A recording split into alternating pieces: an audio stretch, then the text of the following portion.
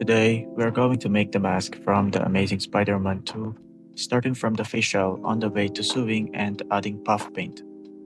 So before we start, I created a store in CG Trader in which you can buy some 3D models for 3D printing, and I'll also create an Etsy shop soon where you can buy some masks and other props from me. So yeah, I would appreciate it very much if you check those out. Now, going back to the video, the templates and other links for this mask are available in the description. I printed the template on a letter size paper. I then cut them out and glued them to this illustration board. I used a precision knife to cut the individual pieces, and of course, be very careful when you're going to use a precision knife too, because this tool is very sharp and trust me, I know. After that, I bent the pieces accordingly and taped them using masking tape, then glued them together with glue sticks. So I basically just did all that to glue all the pieces together. I'm not gonna walk you through every nook and cranny of this process so that I don't bore you with gluing each piece together. So instead, I'm going to speedrun this with cool transitions.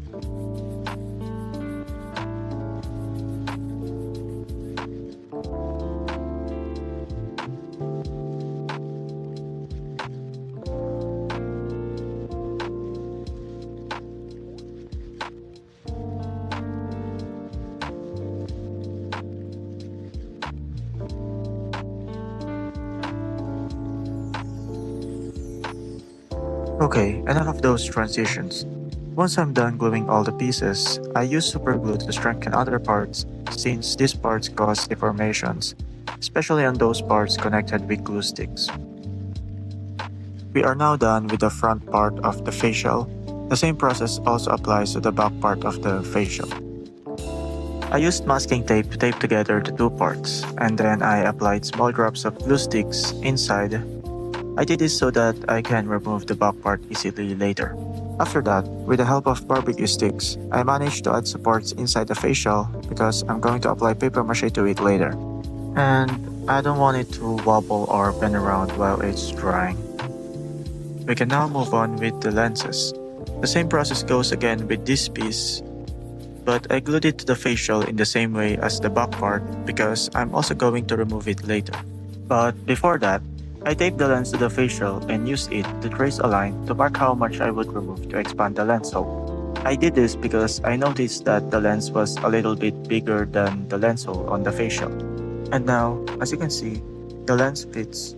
I also expand the other lens hole. I then, as I said, tape the lens onto the facial and glue it with droplets of glue sticks so that I can remove it later. I created another set of lenses and glued them to the lens I just attached to the facial. This not only adds thickness to the lens, but also sets the shape of the lens, since we glue it on top of the first set of lenses when it is bent. I hope my explanation made sense. Moving on, I can now apply papier-mache to strengthen the cardboard a little bit. This part is optional. You can skip it and proceed to the next part. However, I did this to avoid possible deformation when I apply the resin later. How paper macheing works is that you will first strip off a lot of pieces of newspaper or tissue, then you would apply the glue mixture I just did earlier to the surface and stick the strips of paper there, and then cover it with the mixture again.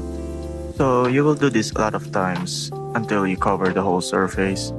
This is a tedious process, so make sure to take your time and be patient if you're going to do this. I did 3 layers of paper mache inside and outside before moving on to removing the lens from the facial. Sorry, my hair blocked most of the process. Anyway, I used that sharp knife I used earlier to remove the lens, and again, be very careful when using one. After removing the lens, I applied super glue on the edge of each lens and then sanded it down to smooth it. I did the same with the facial. So I added additional supports for the back part before removing it from the facial. We are now going to make the mid-frame, the one where people put magnets on their lenses and facial, but we're not going to do that here. We're just adding this so that the lens can sit right on the facial better. As you can see, I'm adding this outline on the edge of the lens template. This is going to be the template for our mid-frame. The shaded part won't be included, that's why I shaded it. After that, I glued the template to an illustration board and then cut it out. Then bent it and glued both ends to assemble it. Once done, I then attach it inside the face shell using superglue. If you use glue sticks, then you may have bumps inside around the lens part, and we don't want that because we're going to apply resin cloth inside. And we want it to be as flat as possible for easier adhesion of the fiberglass cloth. That's why I use superglue instead. Here, I'm testing the lens to see if it fits, and gladly it does. So finally, we can now move on to applying resin. This was the fiberglass cloth I'm talking about earlier. You can buy this online or in your general hardware store. I bought mine online because I couldn't find one near my place. Applying this to the cardboard is almost the same as applying papier-mache. First, we're going to mix our resin. Now make sure to follow the right ratio from the resin you bought so that it cures correctly, and also to avoid making mistakes. After that, we will apply the resin to the surface and attach the fiberglass there. Then cover the surface with resin again, a very similar process to papier-mache. This step is important as it makes the cardboard very durable and ready for the next step.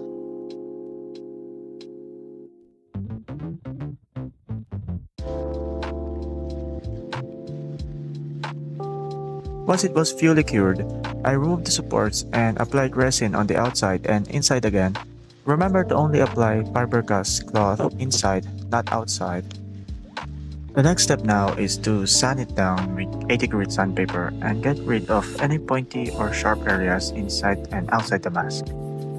If you are still watching, well, then good for you, because it seems like you really want to make this mask. And we are also on the wood filler part. What I mean by this is that this is the part where we smooth out the surface of the mask to make it look like it was printed from a resin printer or something.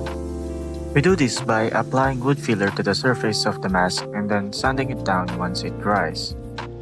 The way I sand this is I first start with 80 grit sandpaper to shape the surface, and then I apply another set of wood filler to the uneven parts of the mask and sand it again.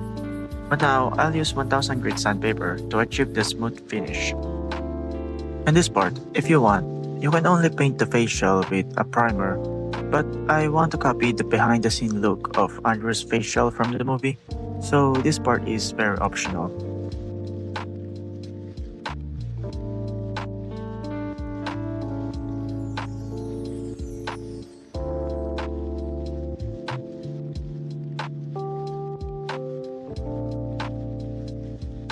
Moving on, let's now make the lens for this mask.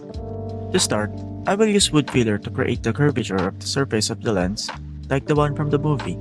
I first wet the surface before adding a thick layer of wood filler to the lens, which will make the adhesion better. After that, I wait for it to dry completely, and then once it fully dries, I sand it down with 80 grit sandpaper to shape its curvature. I sanded it once more to make it more smoother, but now I use 1000 grit sandpaper. The last step for this is I spray painted the lens frame with a glossy black finish. Now to create the lens, I found this big plastic bottle and cut out the curved part near the cap. I then traced the lens frame there and cut it out with scissors. Then I traced an outline on the plastic sheet to mark where I would trim it. And after that, you can now superglue it on the back of the frame. Lastly, I used this cloth called Ada cloth to be the white mesh of the lens. Going back to the face shell, I used garters to connect the back part to the face shell, and I added foams inside to fit my head snugly. Finally, we can now start making the fabric mask for this face shell. The templates for these are also available in the description. I used tape to connect the fabric patterns, and then I cut them out using scissors. I transferred the pattern on the fabric using light. I start off by placing these spray paint caps on my table and placing a clear glass on top of them. The clear glass was actually from my computer case because I don't have an acrylic sheet here. After that, I placed the light box underneath the glass and then taped the pattern to the glass, also taping the fabric on top of the pattern. The next thing I did was to trace the shape of the pattern onto the fabric by tracing it using a black Sharpie. So I used black Sharpie for the webs, and for the brick pattern, I traced them using a red marker. Now this process will take a while, so be patient.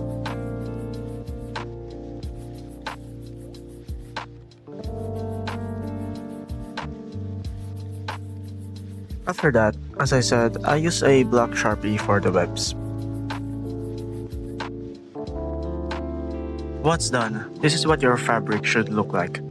The next step is everyone's favorite, puff painting. So I noticed in the suit from the movie, the web lines are not actually black but rather silver.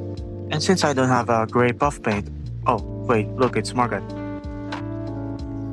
Anyway, I just mix my black puff paint with the white acrylic until I get a grayish color, and then I put it back again to its container. Puff painting is fun, but it's also not that easy. This is a process that you will want to take your time with because if you mess up, it will be hard to fix.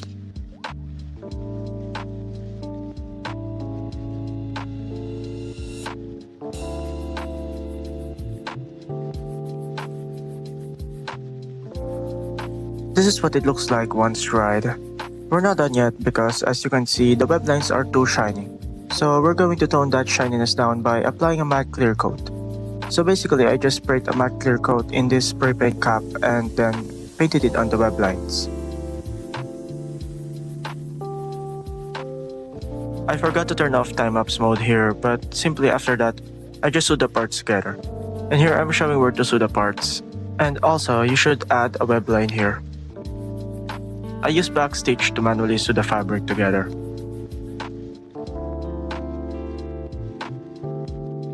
And then you should sew this part on top of the head, right about here. Lastly, I sewed this red zipper using an invisible zipper stitch to connect the last two edges.